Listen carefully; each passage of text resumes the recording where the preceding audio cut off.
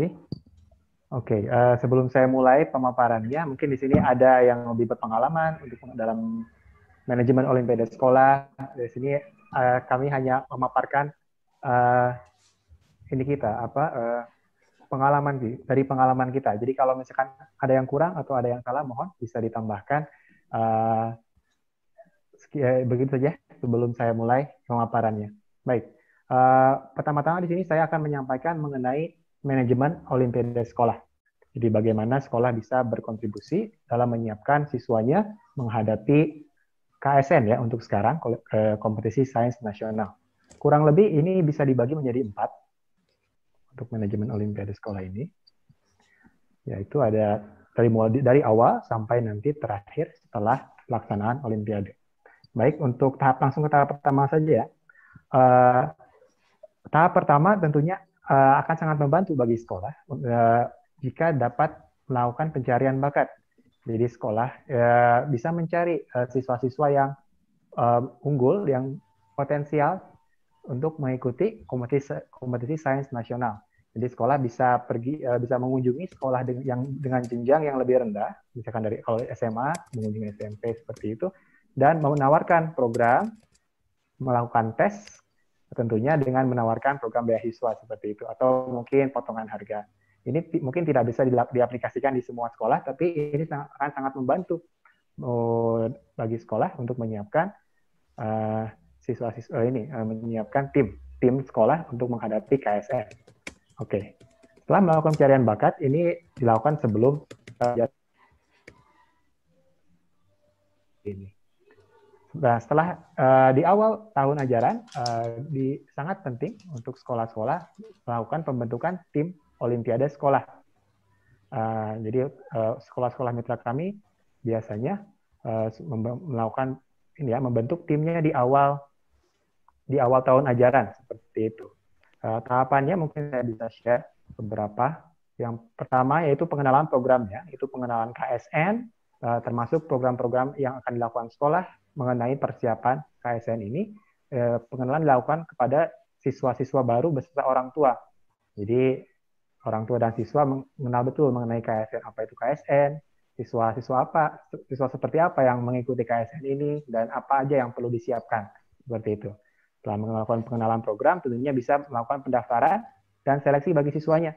Jadi semua siswa di sekolah bisa diseleksi, bisa dilakukan dengan tes potensi seperti TPA begitu ya, TPA atau tes IQ. Dan selain pendaftaran seleksi, di sini ada hal yang penting juga, yaitu meminta komitmen dari siswa. Karena untuk persiapan KSN ini, Olimpiade ini, berat. Terutama jika ingin mendapatkan hasil yang maksimal, harus meluangkan banyak waktu dan energi bagi siswa, terutama untuk mempersiapkan diri. Jadi diperlukan komitmen. Setidaknya jadi siswa tahu peran dia sebagai anggota dari tim Olimpiade sekolah, seperti itu ya. Nah, setelah tim terbentuk, tentunya ini ya. Sebagian besar kegiatan di sekolah itu adalah persiapan KSN. Jadi pelatihan dan sebagainya. Seperti itu. Kami dari Eduversal juga menyediakan pelatihan. Biasanya kita lakukan di satu sekolah, ya, di pelatihan camp, begitu.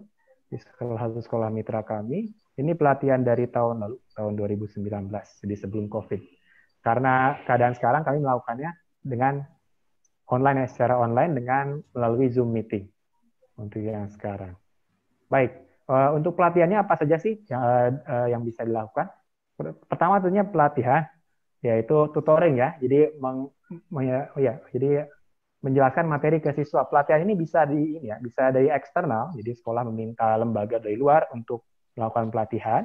Biasanya ada lembaga-lembaga banyak, termasuk Eduversal. Seperti itu ya. Atau juga bisa dari dalam sekolah. Sekolah sendiri bisa melakukan pelatihan. Ada beberapa tips mungkin untuk pelatihan ini yang bisa diambil.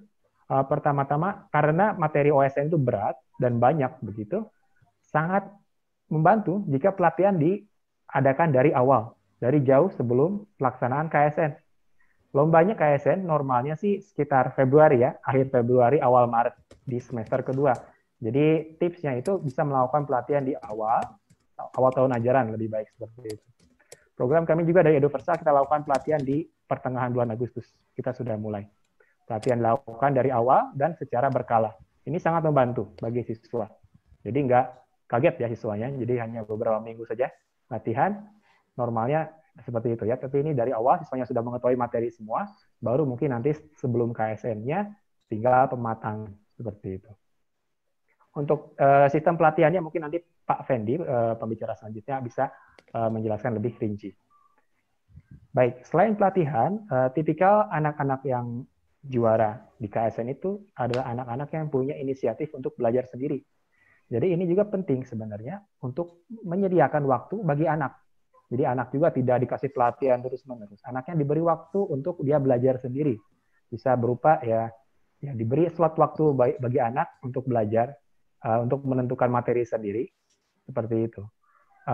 Jadi ya dari pengalaman kami, biasanya anak-anak yang dapat medali emas itu, anak-anak yang nggak cuma ngerjain soal yang dikasih di pelatihan, tapi dia juga cari soal sendiri, kerjakan sendiri. Gitu.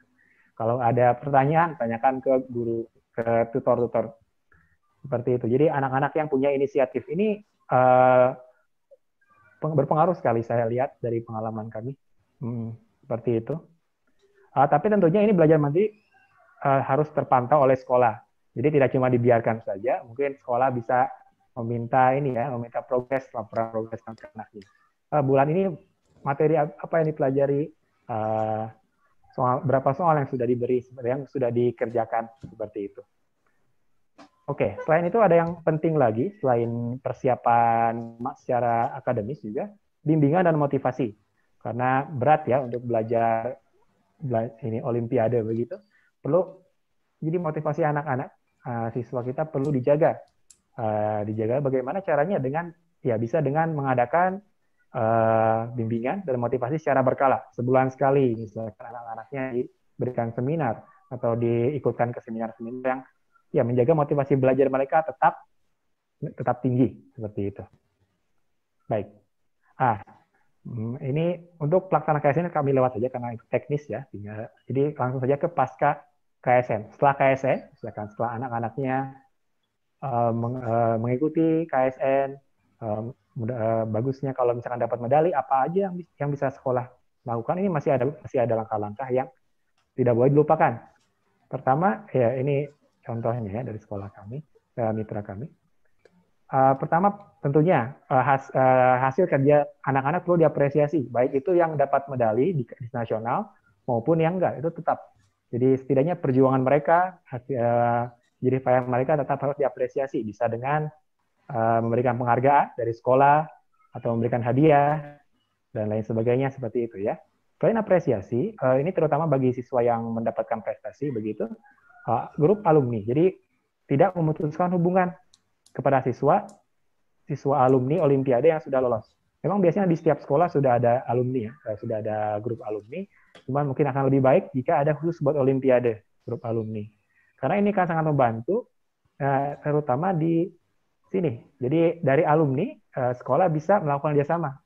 Jika ada alumni yang sudah mendapatkan medali atau misalkan sudah ikut nasional, jadi bisa diminta untuk melatih adik-adik kelasnya.